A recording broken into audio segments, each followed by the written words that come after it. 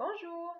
Dans l'apprentissage de la gestion des émotions, la première étape, c'est d'apprendre à reconnaître les émotions chez les autres. Donc, voici quelques trucs pour aider vos enfants à mettre des noms sur les émotions.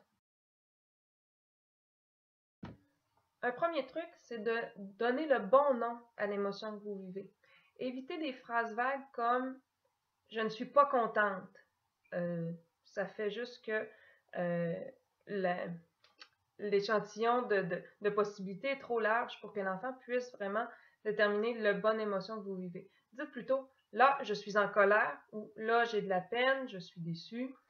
En nommant, votre enfant va pouvoir associer votre non-verbal à l'émotion que vous lui dites. Ensuite, essayez d'associer le bon non-verbal à vos émotions. Vous pouvez même l'accentuer. Par exemple, si vous vous penchez auprès de votre enfant et que vous dites « je suis vraiment fâché », ça se peut que ça amène de la confusion parce que votre enfant, lui, quand il est fâché, il n'a pas du tout envie de sourire. Par contre, si vous le regardez, vous froncez les sourcils et vous dites « là, je suis vraiment très fâché », ça va être beaucoup plus clair pour lui.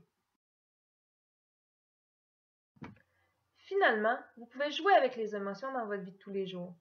Par exemple, vous pouvez pointer des personnages quand vous lisez une histoire à votre enfant. Vous lui demandez « comment tu penses que cette personne-là se sent ?»